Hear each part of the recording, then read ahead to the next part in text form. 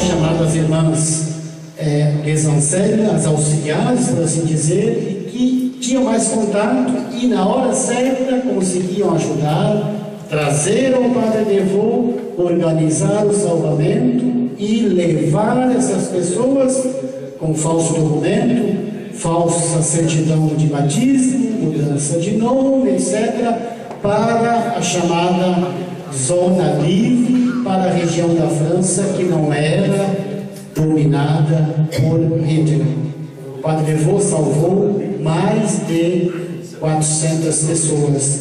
E ele, como outras pessoas também, outras irmãs de Sion, foram reconhecidos justos pelo Estado de Israel. Justo significa o não-judeu que reconhece o valor do judeu e que o salva. E como diz o Talmud, quem salva uma vida, salva a humanidade. Para terminar, só tenho mais 5 minutos e vou para a minha conclusão. O terceiro momento, e vocês vão ouvir sobre isso quinta-feira com o Yves Chevalier, eu só digo 2 pontos, é a importância após a guerra do Padre Demanna. Paul Demanna, que não só ele assume a herança anterior do Padre Devaux, mas ele vai muito mais longe. E o Demanna está no título da apresentação para ele: antissemitismo, de jeito nenhum, filosemitismo, mais ou menos, mas tem que ir além do filosemitismo, porque há um perigo muito grande. Antissemitismo e filosemitismo as duas faces da mesma moeda. E se é a mesma moeda, uma hora você está de um lado, outra hora você pode estar do outro. É perigoso. Para o Demanna, o que interessa é o conhecimento mútuo, é o diálogo, é a descoberta do judeu como judeu e é o enriquecimento da nossa vocação, que não é mais nossa de Sion, vai ser da igreja com o nosso tratado, da descoberta, da valorização das nossas raízes judaicas que nós devemos aos judeus. Basta ler Paulo aos Romanos, capítulo 9 a 11, e aí está a resposta. Se nós compreendemos e interpretamos bem o que diz São Paulo. Este terceiro momento, então, da congregação, é o ponto C, para Demanna, é um difícil aprofundamento da vocação sionense. E ele fez, e aí está a grande contribuição de Demanna, não só para a congregação, mas eu diria para a igreja.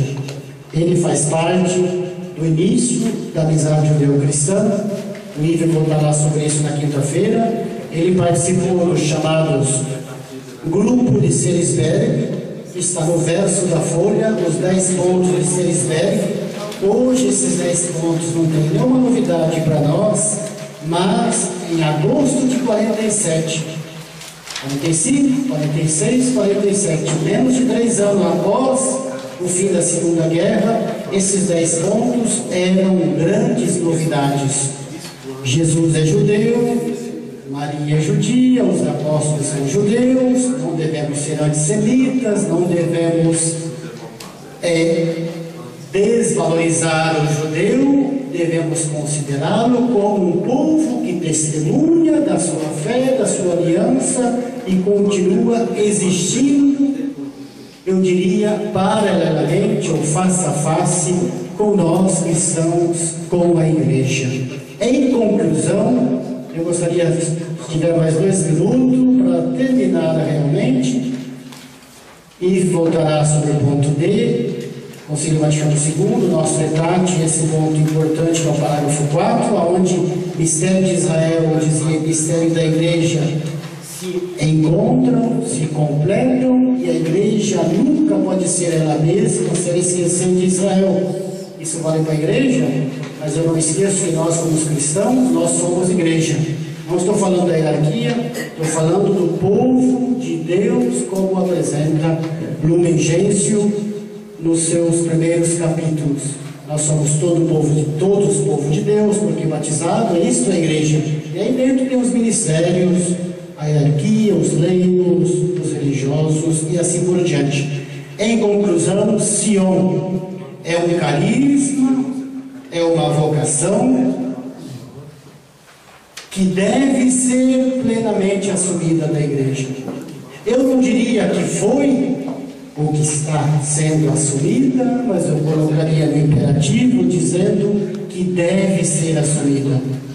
Deve ser por nós que pertencemos à congregação, mas não só por nós, porque com a nossa idade, a vocação específica, o carisma, essa valorização, conhecimento mútuo, descoberta das raízes judaicas, descoberta das leituras cristãs e judaicas da palavra que é comum aos judeus e aos cristãos, isto é a Bíblia, isso hoje pertence a toda a igreja, não pertence mais a nós e não é monopólio de Sião.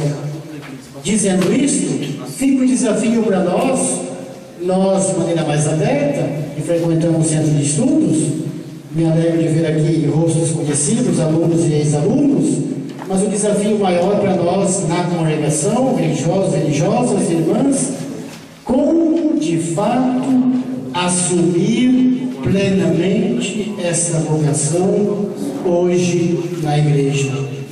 Se eu tivesse tempo, mas não tenho mais, eu daria algumas pistas, e aí eu não é mais o Oliver Rota que está falando. Eu diria que há pelo menos duas. Uma delas é: nós não podemos voltar atrás, esta herança, como toda herança, você não pode renegá-la. Então nós temos que ir daqui para frente, assumir a herança. E assumir a herança significa que exige coerência. Significa que nós não podemos ter hoje o discurso que se tinha há 50 anos atrás, há 60 ou há um século e meio atrás. Significa aceitar que judeu e cristão, como diria um amigo francês e rabino, Yvonne Cuigier, judeu e cristão, nós estamos no mesmo barco. E se o barco afundar, pode ter certeza que não será só os judeus e não será somente nós que iremos para o fundo das águas. Então a vocação está aí, como, estando no mesmo barco, testemunhar da riqueza que recebemos dos judeus e ao mesmo tempo testemunhar da riqueza que nós trazemos como cristãos. Obrigado.